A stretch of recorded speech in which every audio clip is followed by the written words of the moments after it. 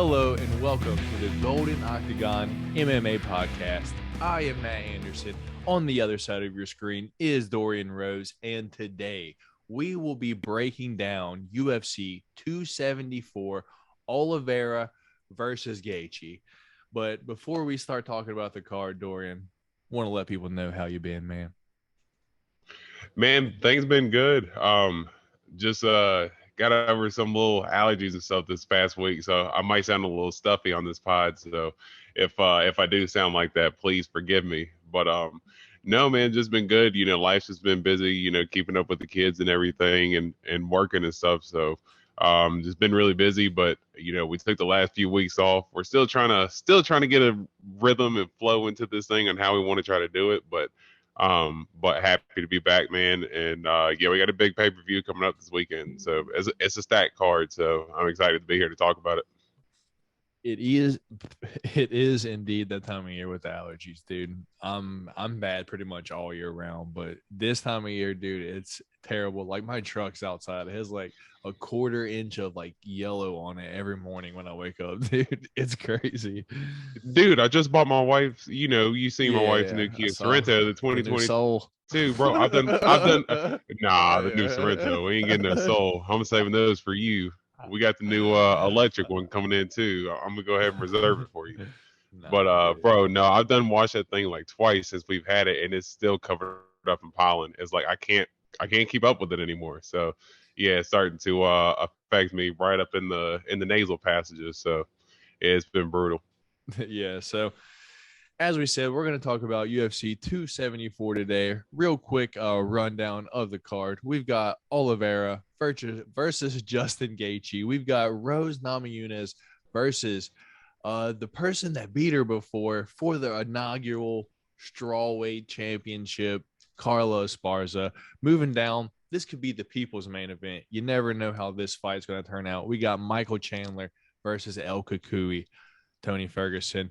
And then two old vets on the card, Mauricio Shogun Rua taking on OSP, Ovince St. Preux. And, dude, is it going to be?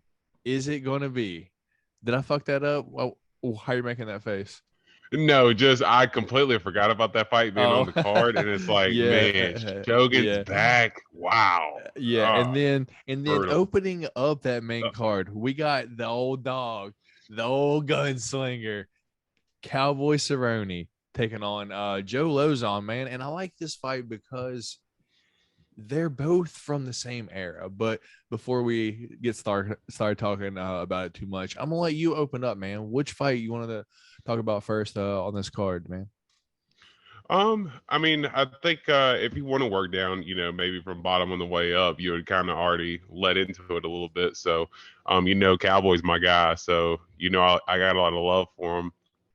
And you know, I think similar to you, I really do like the matchup with Joe Lauzon because I think both of those guys are in the same position.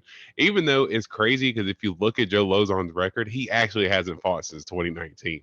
But his last fight was a win, and he was a little bit chinny before his last win that he had, and I think didn't he get like not Superman punch, but he got lifted off his feet by Clay Guida. So yeah, Joe Lauzon was in his bad spot at one point himself, but and Cowboy, you know, he's coming off the losses against you know, a bunch of killers. You know, yeah, I mean, he's fought a bunch of killers. Alex Moreno excluded because you know a lot of people don't know Alex Moreno like that, but then he lost to Tony Ferguson when Tony was still, you know, El Kakui, the boogeyman. Lost to Justin Gaethje, lost to Conor McGregor. So, I mean, those are not all bad losses. Like, those are against guys that, you know, those are all killers. So, I think for the matchmaking in this fight, I think it's really intriguing to see both of them kind of in a similar trajectory as far as their career goes. Because you can say, you know, winner or loser retires, but also the winner retires as well because you're both old. So for Cowboy, man, you know I'm such a big fan. I don't want to see him get off to a slow start and start getting tagged, man. I know that's part of his MO is to start the fight slow, But man, if he starts to fight slow again, every single time he has started slow, someone is taking advantage of it. Gaethje, Connor, and Joe Lauzon or Alex Moreno, all in their last 3 fights, have taken advantage of Cowboy being a slow starter and have pieced him up. So I'm hoping he can get off to a little bit of a faster start, but maybe he can get off to a little bit of a faster start with Joe Lauzon coming off the 3-year layoff. So this was a really intriguing matchup for sure. And I'm I'm low key rooting, or not low key, I'm rooting for Cowboy, but man, it just hadn't looked good for him here the last few fights. I feel you, man. Can you hear me? Yeah, I can hear you. All right, so I just now tried to mute this for the first time, and I was like, "Oh, there's a little mute button here." So I just now tried it, and I didn't know if it actually worked or not. So anyway, yeah. I'm usually the worst at playing with the mute button and then forgetting that I'm on mute. So I'm like, hey, yeah, you I look like a mom. You alluded to it, like it's a long layoff for fucking Joe Lauzon, but at the same time, dude, these past few years have been kind of flying by for everyone. Like, I mean, you got to think 2019 was just before COVID started. So if you like kind of think about like that, like, so maybe he just didn't want to fight like in the apex, like a lot of people would like just don't want to do that. I forgot who it was that they just now like recently fought that was like, I didn't want to fight like without the crowd like at all. So they just recently fought again. So I don't know who it was. He could be one of those guys, but at the same time, dude, Joe Lauzon's old. Man, Nate Diaz is actually one of those guys.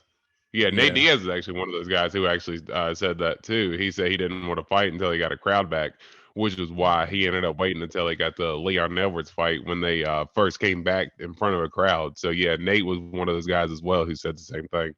Yeah, so it could be something like that, but at the same time, Joe's old and like Joe's not that like dude that's always been in there like let me trying to fight every fucking week. On the other hand, Cowboy is that guy. Cowboy has been more active. However, he's been getting crushed, man, and I hate seeing it because it's like I just want him to do good, but at a certain point, man, you're like, man, Cowboy, you got to hang it up. I think this one is it, man. You already said it. I think loser retires and also winner should retire. But at the end of the day, if Joe Lauzon doesn't retire, it wouldn't break my heart like as much as seeing just Cowboy just keep trying to come out here and just getting demolished by these young kids, dude, with just power, because Cowboy, his chin just isn't there anymore, dude, and he just kind of just covers up and he's done. But Joe Lauzon doesn't really have that power. He doesn't really have that fast start. He's always had one game plan: take you down, try to get your back, or just try to sub you in any way possible. I don't know if he has how many finishes like does he have like via fucking TKO or like fucking KO. It can't be that many, yeah. Mm-hmm. Well, you're like muted, but I fucking read your lips as you had Joe Lauzon. Yeah, that was again, as I was saying that, I ended up doing the same thing. I'm actually trying to look at his record now, so I see he's. It can't be more than 2 or 3, so he's just not that guy. Like he chases the subs. And he'll get some ground and pound a lot, because I do see some ground and pound. He knocked out Diego Sanchez, but I don't, how that long was ago back was in that, 20. though? That was back in 2016. He's got a lot of ground and pound now. Yeah, he's got a lot of ground and pound, but not really anything as far as but wins by punches. Maybe way back in the day. You're talking 2012. I don't see him getting like Cowboy down and like holding him down like that. Like if you finish Cowboy, it's because you're just slicker like on the feet, dude. Because his past few fights that did go to the ground, he fucking who did he tap? Fucking Mike Perry. Fucking subbed him, like with a crazy looking armbar, dude. Like that shit looked like it was gonna fucking snap. And I know he's got a good guard. Yeah, and he's just dirty with it. So I'm rooting for Cowboy. I hope he hangs it up after this one. Joe Lauzon, it is what it is. All right. So next one, I guess that's a fucking OSP versus Shogun Rua, man. Mauricio Shogun Rua. Do you want you want me to go first here, or you want to go first here? You can go first on this one. All right. I just want to start off by saying, man, my memory of fucking Shogun goes back so long, dude. Like, he's like one of the first people that I remember watching, like, back in the day. I think that was one of the first UFCs that I ever watched. I think maybe he like either beat Lyoto or like Lyoto like fucking knocked him out. One of the two. This had to have been fucking damn near 10, like 11 years ago now. At this point, I was a wee teenager. I remember, but that's the first time that I like remember seeing fucking Shogun, and that is in the UFC. That's after his entire Pride run. Shogun started in Pride. Shogun is a vet, dude. I'm glad he's still doing the damn thing, but Jesus Christ, dude, at what point are you going to be like, damn, let's fucking hang this shit up? On the other hand, OSP, dude, I knew OSP was done when I saw him cover up against like Jamal Hill. He just didn't really try too much, dude. It's like he almost like it kind of looked like he like wasn't really hurt. He was just like, oh, this guy's too fast for me. I'm just gonna stand here. And you just fucking stand there. Eventually them shits are gonna fucking add up and your ass is gonna get fucking wobbled, your brain's scrambling around there, dude. You're just fucking standing there. And if OSP does that, dude, I could see him getting fucking knocked out by an older Shogun Rua, because Shogun, he's fucking got that Glover gene in him, dude. He still knocks. Well, what's up, man? What do you got going on here?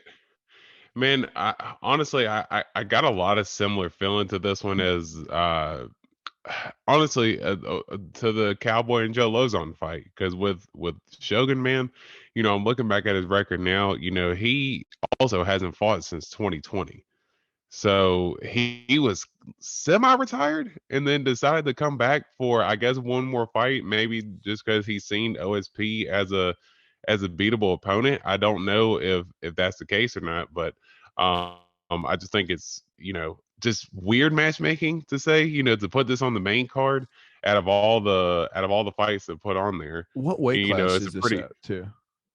205. 205. So yeah, Shogun's fought at 205. I think outside of Pride, has fought at 205 pretty much his whole career. He might. I think been fighting a heavyweight recently though. No, like he took a one-off fight against Ben Rothwell. But remember, he had the fight against Jamal Hill as well. So I'm pretty sure the fight against Jamal Hill was after Ben Rothwell. So I think he just took a one-off fight just because it was like a stay busy thing for him. But yeah, because I'm looking back at his record now, and yeah, he fought Ben Rothwell and then came back to light heavyweight, knocked out Alonzo Minifield. So yeah, he just took a one-off fight against Ben Rothwell. But I think, he's another one of those guys. He did lose to Tanner Boser too. So I guess he's been kind of bouncing back and forth, going between, light heavyweight and heavyweight. At this point, I don't know if OSP's in it just to cash a check at this point.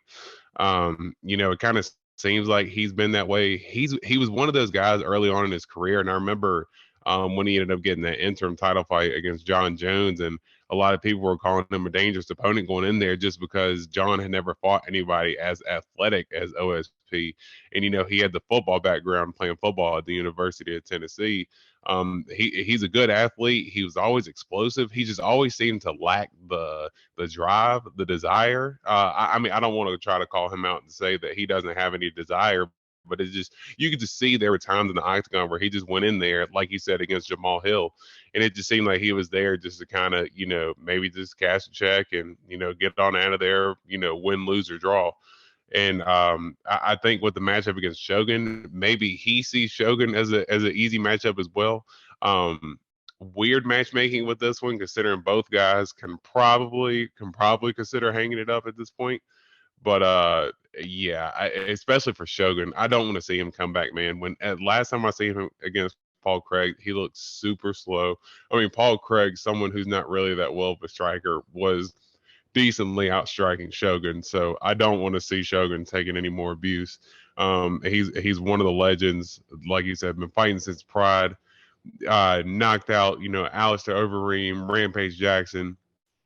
I mean, Lyoto Machida to win the light heavyweight title in the UFC. You name all the legends pretty much back in his time, and he's fought them.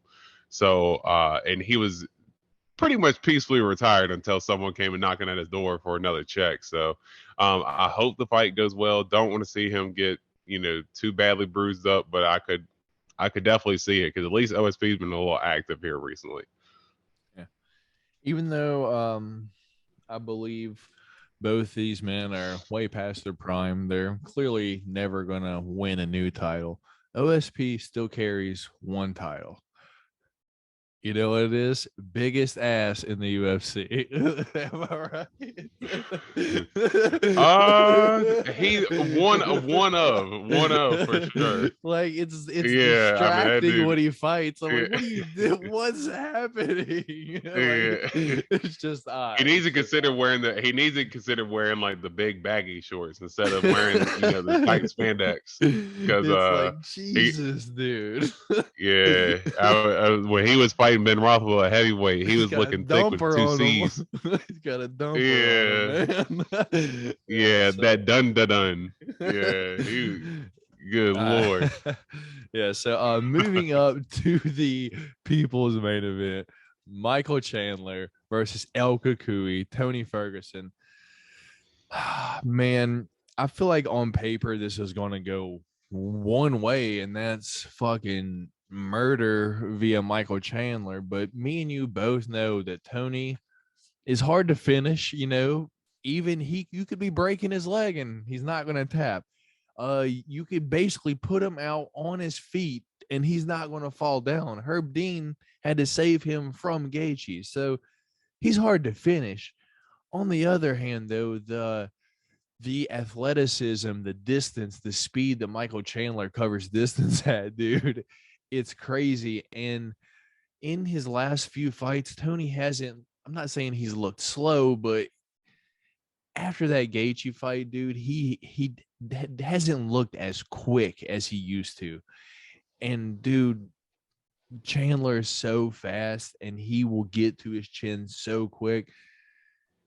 This could end quickly, but either quick or late, dude. I don't see Tony winning this fight. I just think it's just a little bit past his time, man. And as much as I'm a Tony fan, I can no longer bet on him. I've lost multiple bets in a row betting Tony. This one won't be it, dude. This one won't be it. Go ahead, man. Man, you know how much I'm heartbroken about this fight too, because I'm a pretty big Chandler fan, and I was one of his big supporters coming into the UFC. I was watching a lot of his fights in Bellator as well, but I was one of the big proponents of him coming into the UFC, being able to compete at the top of the division because the guy's just got it all. He's built like a brick shit house. I mean, the only thing that you could really say that has been a disadvantage to him with the weight class is his height. But he's managed to make up the distance because he has longer arms for his height and just his raw power and explosiveness. The way he was able to cover the distance against Dan Hooker when he throws the body punch and then he just comes up with the left hook and crushes him. The dude, he's got stupid power. When he fought Charles Oliveira, he had multiple opportunities to win that fight. Dropped Oliveira twice in the first round and just made a mistake in the second round and got caught. And I thought in that Gaethje fight, in that third round, I thought he was playing a little bit too much to the crowd and actually had an opportunity to win that fight late, but played too much to the crowd and wanted to be a fan favorite fight. And if you're just going to stand there and wave Justin Gaethje on to punch you, it's not going to be a good result at the end of the day. And Gaethje was knocking him around one side of the octagon to the other when he kept inviting the punches. So I think one of the things that Chandler can do is, man, he gets really sucked into the crowd and he can really enjoy a fan favorite fight. Hold on, right before you Go go ahead. on.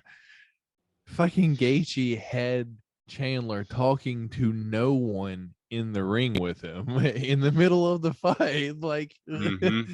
just like the Yeah, Tony Ferguson fight. yeah. Well, what he did, Justin he kept Gaethje will doing hit the. you, and you'll start talking to no one that's in the ring. Yeah, You're well, looking at dude, the he's wrong Gaethje. You're looking at the one in front of you. dude, he's waving him on, and it's like, why are you inviting him to punch you, considering that he just knocked you down, and then one of those overhands, like he literally knocked you on the other side of the octagon. So it's like, I don't know why you're inviting that. But Chandler, he does get into the brawls, and I remember even seeing a highlight from that Gaethje fight. I think it was at the end of the second round, going into the third. His coach Henry Hooft was really getting in his ear, saying that, dude, you're the more explosive fighter. You're the faster fighter. You got, more precise punches. Fight like that. And I one of the guys I used to listen to as well is Josh Thompson. And Josh Thompson, he's one of those guys. I believe him and Chandler don't really have that good of a relationship, but he's always kept it real as far as Chandler being a great fighter, but he just gets caught into making dumb decisions. I don't know if Chandler is going to make any of those dumb decisions, because I believe that he understands that he has to get a win now. He's lost 2 in a row. He's 1-2 in the UFC. If he loses to a streaking Tony Ferguson, it can be really bad for his career as far as, where he can go next in the UFC as far as Has obtaining he the won title. twice? Has he won twice? No, he's 1-2. Oh, I He's thought you one and said he's two. 1-2 and he's lost 2. I was No, like, he's 1-2. yeah. No, he has 1 win and 2 losses in the UFC.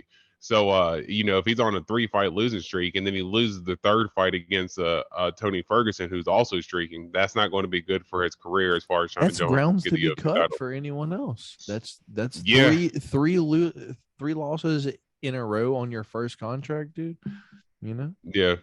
Yeah, absolutely. And I think for like Tony, man, I think the biggest thing for him that I want to see, a lot of people talk about the Gaethje fight, and of course he took a lot of damage in that fight. That's just the way Tony fights for the most part. Whether it's advised or not, that's just always been Tony's MO, is just go in there, take damage, walk through it, and basically break people until they just can't take it anymore. It's caught up with him in his last couple fights, but I think in the Charles Oliveira fight, there was a moment, and we've talked about it in that fight before too. You actually pointed it out to me when Tony Ferguson had mentioned that Charles Oliveira quit in the fight at the end of the second round when Tony Ferguson landed an elbow, and I thought he was absolutely crazy until you see at the end of the second round Charles Oliveira's face changed when Tony Ferguson hit him with that elbow.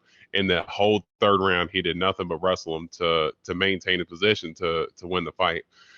So he didn't really take insurmountable damage there. And then which he did have the armbar put on him. But as far as concussive damage, taking concussive blows, he didn't really take those types of blows in the Charles Oliveira fight. And in the Beneil Dariush fight, he did take the knee bar. But again, the tough son of a bitch he is, he's tough as old fucking leather, man. He ended up getting out of there. So after he got out of the knee bar, he was able to not sustain that much damage, and Beneil Dariush basically wrestled him to a decision. So he didn't take that much damage in his last 2 fights. So I just want to see, as far as striking, how he's going to look on his feet. Is he going to look a step behind?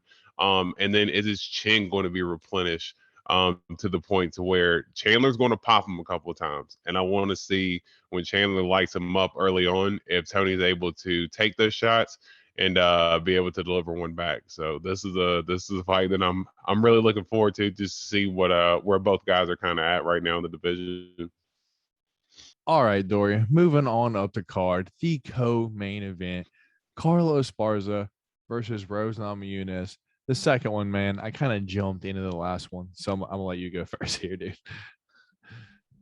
No, that's fine, but yeah, I do like this fight. I was looking at the betting odds not too long ago, and the last I had seen it, Rose was actually not that big of a favorite.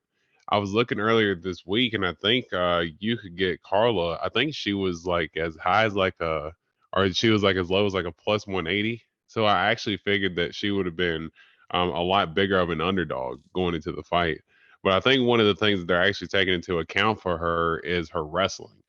I do think that her wrestling can okay, so you can get her at plus 176 right now, which is pretty decent, but I thought the odds actually would have been bigger. But Carla actually is coming in on a what is she on a 5 fight win streak right now? Now you can say that her other performances wasn't as impressive. The Marina Rodriguez and Michelle Waterson. I believe there was an Angela Hill fight in between there that she ended up beating Angela Hill.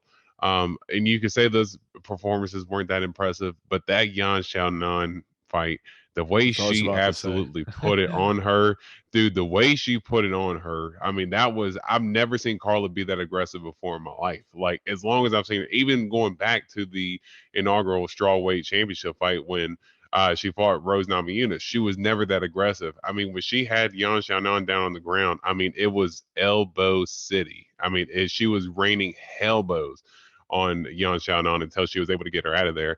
So I do think that she does bring interesting proponent into the fight with her wrestling. And I think for Rose, I think the biggest thing for her, man, her boxing has just been so sharp here as of late. Her hands are really good. And then I think in her last fight against Wei Li, Wei Li, I think she tried to switch it up a little bit from the striking aspect and tried to surprise Rose with wrestling. And Rose was able to really hold her own. But I think, Wei Li's not that great of a wrestler compared to the likes of Carla Esparza. And if Wei Li was able to get her down, what I'm interested in seeing is Carla will likely get her down. It's just that is Rose going to be able to either one, get back up, or two, be able to scramble or get sweeps into more advantageous positions for herself. So I do think coming into this fight, even with the odds, they're a little bit closer than I anticipated them being. I actually think this is a very close fight going in, just because Carla's wrestling and she's just coming in hot right now, coming in with a chip on her shoulder that she's already beaten Rose in the past. And she has all the confidence in the world right now. And I think this makes a great co-main event on this pay-per-view. I just think the main thing that's going to play into this is Rose's, I guess, her mental state if she ends up on the ground. Because is she going to end up immediately panicking because she like remembered what happened like in their first fight? I know it was a long time ago, and both fighters have changed so much. Rose's takedown defense has got a million times better. She's so much more patient. But on the other hand, Carla's a lot better striker, dude. After like the Joanna fight, dude, it's like she just took some time off to focus on just her hands, because before that, dude, anyone with like halfway decent striking could get Carla out of there. But after like that, like the Joanna fight, dude, something changed with her where she like really buckled down, and she learned the skill that she needed that she was lacking. And ever since then, dude, she's been on this tear pretty much, just mollywopping these bitches. Sorry, no offense, but that's what she's been doing, dude. Like as you said, elbow city over Yan Xiaonan, dude. And Yan's good, dude. I didn't see that happen at all. She had her busted up in the first round, dude, and just crazy to see. But I I don't know, dude. I feel like I've been saying, you've heard me been saying this for a while. I was like, damn, when Carla gets back to that Rose title shot, dude, she might beat her. She might beat her. So I've been on Carla this entire, like, I don't know, the past couple years now, just waiting for her to get this shot, dude. But now that it's here, dude, I don't know. I just think Rose has just improved just too much, and I think this is going to end up playing out like the Joanna fight, just because Rose is just going to keep her distance, going to deep kick her, and this is the big octagon, dude. They're in Arizona. They're not in the Apex. Big octagon, and they ain't heavyweights. This is 115. They got a lot of space. Carla's really going to have to chase her if she wants to get her down, dude. And I just think this is going to play out at least 4 out of the 5 rounds, dude. This is going to probably go to decision with just Rose keeping distance, just picking her apart the whole time for the most part. That's what I can see happening. But I'm gonna be rooting for Carla, dude. I don't know, dude. I don't know. I mean, it's a very interesting fight coming in, and I think you bring up a good thing too as far as Rose's mental state, because I was watching the UFC countdown the other day, and she was actually watching. She was doing some film study, and she was actually watching her first fight against Carla Esparza, and one of the things that she had actually admitted after that fight was, after watching the fight, was that was actually the only fight that she had ever quit in. And she admitted that when Carla had her down and was, smothering her and beating on her, she admitted that she ended up quitting, halfway through that fight, ended up giving up. So I do think that's a key point to point into this fight. Like, a lot of people think that she just took her down and just fucking subbed her like really quick. For those of you who don't know, go back and watch that fight, dude. Carla, it was takedown after takedown after takedown. Carla was dumping her so much, Just and at that smothered point, her. Rose was just exhausted. So Carla wasn't even really known for subs like that. Rose was actually more known for the subs than fucking Carla was, but Rose was just exhausted, dude, and she just gave up the neck, dude, and she was like, I'm done. It's going to be an interesting one, man, but before we make our official picks, we got to talk about the main event of the night.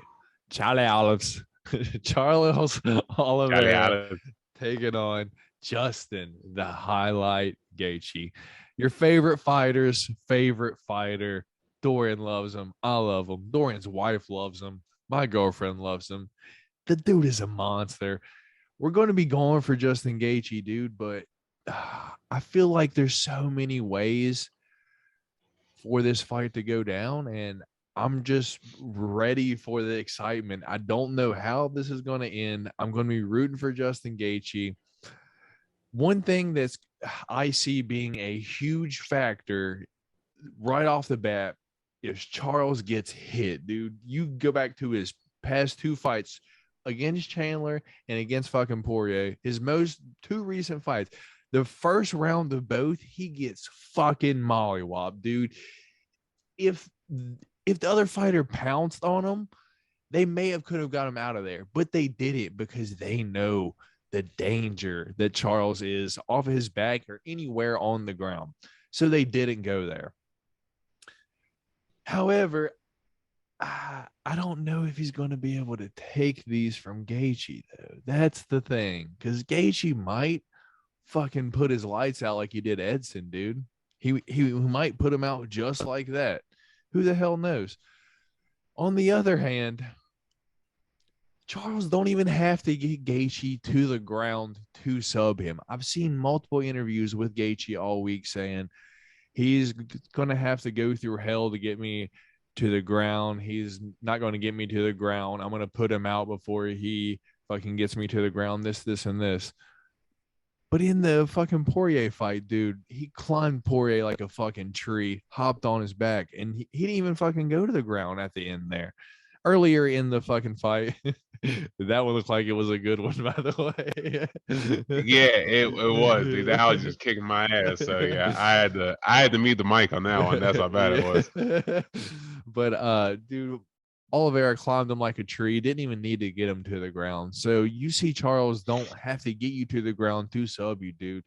The dude's so versatile, and he's got power too, dude. And Gaethje does have a granite chin, but the dude takes fire to throw fire, and if he don't see one coming, dude, he could get put out. I don't see it happening that way, but nothing's all off the fucking table, man. How do you think this, or what do you think is going to happen here, man? I mean, honestly, I really couldn't have said it too much better myself. I kind of think it's similar to the same, going into the fight as far as how both of their styles contrast one another. Gaethje on one hand, he's more the calculated brawler now. He's not exactly the, bite down and, take four punches to throw one. I still remember in that Dustin Poirier fight in his early run, Dustin Poirier had literally, No, the Poirier fight when Poirier literally hit him with 4 jabs in a row, hit him with an uppercut and a hook, just so Gaethje could land one hook. Like he would literally take damage to land one big shot. He doesn't do it nearly as much as he did before. Now in the Chandler fight, he did take a little bit of damage. But Chandler's just going to be, a problem for anybody, especially if you're going in there to go get into a firefight with him. But he's been a little bit more of the calculated brawler here his last few fights, so he hasn't taken as much damage as he did in those first 3 UFC fights that he had against Johnson, Dustin Poirier, and Eddie Alvarez. But I do think that he is susceptible to take big shots. And I think one of the big things with Charles Oliveira is that he himself, his striking is actually super improved. And you can go back and look at his win streak, and you can say, he's fought, like Nick Lentz and Jared Gordon, and I think he got Jim Miller in there early, and he had like a Kevin Lee fight, and there's a couple of guys in there that they don't really give him too much credit for, but some of those fights like he had against, I believe it was David Tamer. Man, it was such a brutal knockout. The guy went to throw an overhand. Charles Oliveira ducks him, and Tamer's fence is back is up against the fence, and Charles Oliveira throws a lead elbow and crushes him with it and rocks him, and he ends up snapping him down in an anaconda choke and finishing him. But it's just the fact that evolution of his striking has came along so far. I remember hearing Kevin Lee after the Charles Oliveira fight when he fought him, and he said they were standing right in front of each other, and all of a sudden a kick came to his face out of nowhere. Like he was like he didn't even realize standing so close that Charles Oliveira could still kick him in the face the way he did. But just the dexterity in his striking is, it's super improved. I remember in that Dustin Poirier fight, he was landing multiple uppercuts against Poirier in the boxing as well. So his striking super improved. But man, does he like to take damage, because in his last 2 fights against Chandler and against Poirier, both the first rounds. Against Chandler, he got dropped twice, and then against Poirier, he got dropped once. Now, Chandler wasn't able to take advantage. He did ensue in jumping on top of Charles Oliveira, because you remember he actually had a little bit of a wrestling sequence there where Charles Oliveira almost had him in the rear naked choke a couple of different times, but Chandler was able to get out of it. Poirier wanted absolutely no smoke with Charles Oliveira on the ground at all, so he didn't even give him the time of day to get down. He just let him get back up. I do think if Gaethje ends up putting him in a similar position, I think he'll take the same approach as Dustin Poirier to let him back up. But Charles Oliveira, I'm willing to see, because one of the biggest knocks on him was always that he was a quitter. When Gaethje lands these power shots, is he going to end up folding and being the old Charles Oliveira, or will he be the new Charles Oliveira and be resilient and come out on top? So that's what I'm wanting to see going into this fight. You think this goes to decision? No, absolutely not. I mean, there's no way in hell. Hey, one way or the other, there's no way it goes to a decision. Honestly, you can say pretty much besides Tony Ferguson, when is a Charles Oliveira fight going to decision at all? So I mean, you could pretty much chalk it up to under, at least if it's under 3.5. I would take that betting odds. I would take that betting line at 3.5. Like we all thought like the same thing for the like the Chandler versus Gaethje fight too, but look at that. Remember, I was the only one who told you that fight was going to decision. This fight is not going to decision. This fight is getting finished. Absolutely. Yeah, all right. So that is the main card for UFC 274. Just looking through the prelims real quick, man. We got Chaos Williams, Randy Brown, Francisco Trinaldo, Danny Roberts, my girl Macy Chiasson taking on Norma Dumont at featherweight, so 145. Brandon Royval, Raw Dog Royval taking on Matt Schnell. And the early prelims real quick. We got Blagoy Ivanov taking on Marcos Rogerio de Lima. Andre Fiaglio just now fought fucking few weeks ago, taking on Cameron Van Camp. Yep. Tracy Cortez taking on Melissa Gatto. We got a newcomer. I'm not even going to try to say his first name. It confuses me. We got Rodriguez versus CJ Vergara. We got Ariane Carnelosi versus Lupi Godinez, dude, one that I will have my eye on. And it looks like opening up the early prelims, we got Jeremy Newsom versus Fernie Garcia. Any of those prelims that you want to focus in on real quick? Maybe one or two? Well, I like the Chaos Williams and Randy Brown matchup. I think with with Chaos, him just his raw power. That dude, the touch of death. Once he gets a hold of you, it's over. But you could tell he's still green in a lot of his striking because his striking is very straight. Dude, he's still yellow. He ain't even green. Yeah, he is very raw when it comes to the talent, man. But you can see that power, he's dude, definitely that power's there. Yeah, dude. Yeah, I mean, as soon as he lands, it's over. But I think Randy Brown, he's super versatile. I think a lot of people don't give him credit for being a very well-rounded fighter. He's got good grappling. He's got good striking. He doesn't have the best power, but he's got good kicks. He's got good hooks. He throws elbows and stuff in the clinch a lot. So I think this can actually be sneaky potential fight of the night. Both these guys can go out there and bring it, and they're willing to go out on their shield. So that's one of the fights I'm actually looking forward to a lot. One thing that I think is going to play a big part in that fight, Randy Brown's a big guy. He's long. Chaos Williams like to rush in and just throw fucking everything that he's got 100% of the time. So what's going to play the part in this fight is Randy Brown able to keep that distance. If he's not able to keep that distance, dude, he's done. He's going to get knocked out because Chaos Williams is going to knock anyone out that he's able to just fucking smash in on. Because I don't think Randy Brown has what it takes to get Chaos Williams out of there. Matthew Simmelsberger, one of the hardest punchers in the 170 fucking pound division, dude, was hitting fucking Chaos Williams with everything that he had, and he was taking them. You're not getting Chaos Williams out of there. I don't see fucking Randy Brown getting him out of there. If this fight ends, it's because Chaos Williams fucking ends Randy Brown. And if Randy Brown is able to keep distance, dude, he might end up fucking coming away with a decision here. So really good fight. I agree with you. Good one to focus in on.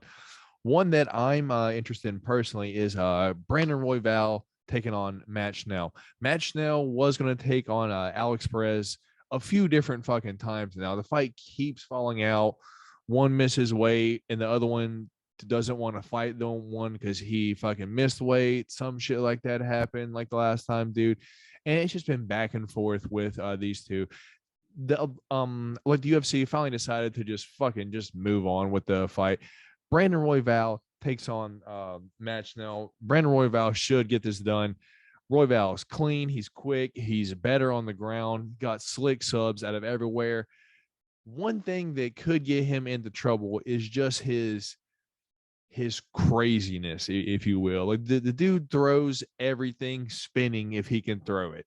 And if Matt Schnell is improved on his, I believe, his takedowns, because he has good ground control. Once he fucking gets you there, he can usually hold you there. He just has kind of not the best time getting you there. So if he can get fucking Royval down, I could see this being an upset decision win for fucking Matt Schnell, dude. But I'm going to be going Royval. I'm hoping he gets it done via sub, via some kind of spinning shit, because I just love to see that from the fucking kid. Anything on this specific fight, man? Yeah, Royval's a savage, man. That dude, he honestly, to a certain extent, he kind of reminds me of like a flyweight Yuri. He does have kind of like together. Yeah, he looks and kind of portrays himself as a Diaz, but then he fights like Yuri with all the spinning shit and all the crazy kicks and punches and stuff that he throws, and the craziness in his game. But dude, he's super fun to watch. I still remember that Kai France fight when both of those guys, I mean, because Kai's one of those guys as well. He bites down and goes for it. And Kai had dropped him super early with a big right hand. And as soon as he went to pounce on him, Royval just cracks him with a spinning elbow and then drops him right back. And and both those guys were just flying all over the octagon after one another. I do think Brandon Royval can get himself into trouble. He gets himself a little bit too active. He gets a little too crazy, and then he'll start to gas himself a little bit. He's been caught up like that in a couple of his fights, and Matt Schnell is a pretty decent wrestler. So I think if he leaves himself open, I think Matt Schnell can definitely take advantage and try to control position.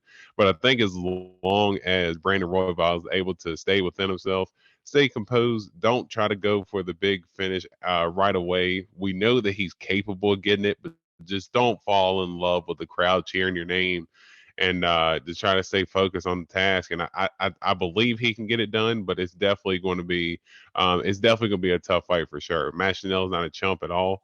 And it should be a really good fight between the two. I'm excited to see it. And it's a 125, man. That's just crazy to even say, dude. That is a 125 fight, and like we're like, fuck yeah, let's let's fucking see this. Like a few years ago, Brandon Royval brings the heat. Brandon Royval dude. brings the heat, man. I mean, he's super fun, and yeah, he's must see TV every time he fights. All right, so before we make our official picks on the main card, man, any other fights on this card that you want to talk about? Few fucking notable names, but no one that I believe is going to be, in the position to fucking put themselves in a. I don't even think we have anyone ranked that's not on the main card. No. The only one that I was really thinking about was Andre Fiaglio, and I didn't even see because I've looked at like 2 or 3 different links. I did see where he was supposed to fight this weekend, but now I'm looking and I can't see who he was supposed to fight. But I do like his activity. I have him versus Cameron Van Camp. Never seen the dude. Okay. Yeah, so I'm assuming that guy's probably making his UFC debut as well. But Fiaglio, he's one of those guys, man. He came in against Michel Pereira on short notice. Yeah, he came in against Michel Pereira on short notice, and he put up a good fight against him. But Michel was, he was too much for him. He was calm. Yeah, he was. I mean, he was very calm. He landed some big shots against Michel Pereira early, and then I just think his gas tank sort of just worked against him in that fight. But he's actually a super fun fighter to watch. I actually went back and watched a few of his highlights coming into the UFC. Dude's got heavy hands, and as you've seen in that Miguel Baeza fight, I mean, he'll put your lights out at any moment. And I didn't realize, he said a couple weeks ago when he knocked out Miguel Baeza that he was going to be ready to basically take on any and all comers and wanted to fight immediately. Some of those guys kind of talk that talk, but he's walking that walk. So he's one of those guys that puts on the fun fight too. So if there's anybody else on kind of like the undercard, probably him. He usually puts on a pretty fun fight. Fair enough. Good fight as well. I'm excited to see Tracy Cortez. I'm excited to see Lupe Godinez, dude. I'm just a fan. I'm just a fan of the sport, man. I enjoy just fucking watching this shit all together, dude. So I guess we can do this, dude. We got 5 fights on this main card. You got 5 picks for me. Who's it going to be? Do you want to go one fight, I pick, you pick, next fight, you pick, I pick? Yeah. Do you want to just okay? So main fight. Okay, so Gaethje versus going back and forth, man. I have been kind of tossing it up as far as Charles got the more ways to win, but Gaethje has the ace card and that power. So those are the really the 2 factors that you got to decide between. And I think Charles Oliveira is going to be too much at the end. I want to say Gaethje by knockout, but I do think that his boxing isn't as clean as Poirier's. So I do think that that's going to end up getting him a little bit caught up when he goes for the big hooks and big uppercuts. I think that's when he can leave his body exposed, similar to how Dustin Poirier did. And as you said, he doesn't need to get you taken down. All he needs is his arms locked around you, and he can settle into submission. And I think that he's able to, similar way he put away Dustin Poirier, I think he gets a 3rd round sub. Damn, dude. I'm just so back and forth because this could end like the Edson fight for Gaethje, or this could end like the Poirier fight for Oliveira, dude. And it's like, I feel like it's going to end one of those two ways, dude. Fuck it, dude. I'm going Gaethje, dude. I'm just hoping that he can hit him off of like fucking one of those hooks, and Oliveira just don't get up, dude. Because Oliveira does move quite a bit, and people forget, dude. Oliveira's basically blind in the fucking octagon, so he's not going to see everything fucking coming. And all I need is a few of those hooks to hit, and just hope to put him out. I'm going Gaethje, man. So co-main event. We got Carla versus Rose, dude. This is another one I'm going back and forth on. I guess I'll go first here. You went first, last one. Early, like I said, the past few years, dude, I've been waiting for Carla to get this spot because I'm like, man, I believe she's got it. I believe she can fucking do what she has to do to get that championship back from Rose. And then Andrade won, and I'm like, fuck, I don't see her beating Andrade. But then Rose got the title back. I just think Rose is just too good at this point, dude. Rose has just improved so much since their last fight. I have to go Rose, dude. Yeah, I don't even want to mince words. I think the same thing. I think that Carla is going to give her a challenge. I don't think it's going to be a walkthrough for Rose, but I do think ultimately youth, athleticism, speed, and the striking advantage is going to be on Rose's side. And I think that Rose should be able to ride out a unanimous decision win, maybe 4 rounds of 1, maybe 3 rounds of 2. But I do think that she rides it out to a unanimous decision win. It's going to be interesting if all of a sudden, like fucking Rose is on her back, like all of round 1 and all of round 2. We're like, fuck, dude. Like, I cannot believe this is about to happen. Like, is she gonna think about quitting again? Yeah, it's really intriguing to think, man. That's why I said I don't think Carla's gonna be a pushover at all, man. I mean, she's not. I don't think Rose is gonna be able to finish her. I think she knows she's gonna have to be calculated against Carla, but I think she knows what. Yeah, she knows the task at hand that she has ahead of her. At least that's what I believe. All right, moving down to the feature fight, the people's main event. We got ESPN going off in the background, but yep, as always. We got Charles Oliveira, Chandler versus Tony Ferguson there. So man, me and you've talked about this one like off of like fucking video. I don't see how fucking Tony wins this fight. He's either going to end up getting crushed, getting knocked out, or he's going to lose via fucking 30 fucking 25, dude. I don't know. It's gonna be really bad. I'm going Chandler, dude. Whether it's a finish or by complete domination, I'm going Chandler. Yeah, so you know how much I love Tony. I mean, I do think that Chandler's gonna win the fight. I think similar in this one, I do think Tony's going to end up giving him a little bit more of a challenge than what people think that Tony's going to present. Unlike yourself, I do think that Tony is going to be able to, especially in rounds 2 and 3. Chandler is known to blow his gas tank in the first round and a half to try to get you out of there. If he's got hands on his knees going into that 3rd round, I'm going to be very interested to see where he's going to be against a guy like Tony Ferguson, who is good for smelling, he's good for smelling blood in the water. So I want to see how that goes. But I think Tony's too tough to be finished by Chandler. But I do think that Chandler gets the unanimous decision. Fair enough. So Thorin also going with Chandler. I think fight of the night, though. So we got OSP taking on fucking Shogun. This is one dude that I don't know what the fuck's gonna happen here. It's just kind of like a shot in the air.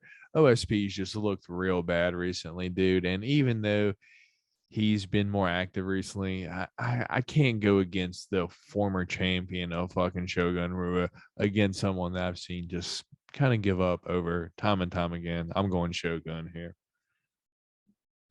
Man, I've seen OSP has given up before, but man, Shogun in his last couple of fights has not looked good at all. I think even a half waking up OSP is going to be enough to finish Shogun. I think he actually ends up knocking Shogun out. You know, Shogun's been out for a couple of years. His chin was not really good before he retired. I don't see what coming back at 40 is going to really be able to do for him. I think he ends up getting finished and gets sent back into retirement. Maybe, dude. Maybe this is for sure the one that I'm least confident on. Like, you know, like both people should probably you probably shouldn't be in the UFC anymore. Like, oh man, OSP used to head kick the shit out of people. So I guess we'll fucking see, man. I don't know what happened there. Oh, are you there still? Yeah, I'm there. I'm here. I don't know. My camera's doing the thing. No, my shit. I don't know what the hell my shit's doing. Oh shit. Oh no, what's happening? Oh, there we go. It's just like when I fucking I had to click the upgrade thing, and then it took me to a whole fucking website. So I was like, oh shit. So yeah, you're going OSP. I'm going Shogun. So taking on to the main fight of the card. I said the main fight. The opening fight of the main card. There we go. The opening fight of the main card. There we go. That's what I was trying to get out. We got Cowboy versus Joe Lauzon, dude. Two old gunslingers. We got Cowboy here. Joe Lauzon. Man. I don't know what to think here. I'm gonna let you go here first. Yeah, I think Cowboys got to get one, man. I think Cowboys got to get one. I think Joe Lauzon time off. I think the octagon rust, it can play a big factor. I think it's going to play a factor into this fight. I think Cowboy, you know, he's been off for about a year now, so it has been good for him to be able to kind of sit back and not take any damage and kind of, you know, be able to kind of stay within himself and be able to train. And I think that's just done nothing but build up more anger in him. I seen him do an interview earlier in this week that's talking about, you know, just how much it means to him just to be here, still be in the UFC, still doing what he loves and everything. And I think he has a little bit of a motive going into the fight. He knows that he's on a big losing streak and he's gotta right this wrong. I think Joe Lauzon is a perfect opponent for him. I think he goes vintage Cowboy and gets a head kick KO. Dude, that'd be sick, and I would not be happier if that happened. However, I think this goes to the decision, and Joe Lauzon just is able to control Cowboy the entire time, dude, because it's just kind of what I can see happening, dude. They're both old at this point. I'm going to be rooting for Cowboy, I have to be honest, but just like you in the main event, you're going to be rooting for Gaethje, but you pick Charles. I'm going to be rooting for Cowboy, dude, but if I'm going to be smart, I have to pick Lauzon. He's a younger guy, and he's been finished less recently, so I'm going Joe Lauzon. Sad, man. It's sad. I don't want to see I know I don't want to see Cowboy finish again. I mean, I hope both of them retire, but yeah, I don't want to see Cowboy finish again, man. Right, if I do, I might just turn off my TV. Yeah, it could for sure happen. So that is our picks. Main event, I'm going in fucking Gaethje. Dorian is going Charles. Co-main event, we're both taking Rose. Featured, we're both taking Chandler. OSP versus Shogun. I'm taking Shogun. Dorian's taking OSP. And the opening fight of the main card, Dorian's taking Cowboy, and I'm taking Joe Lauzon.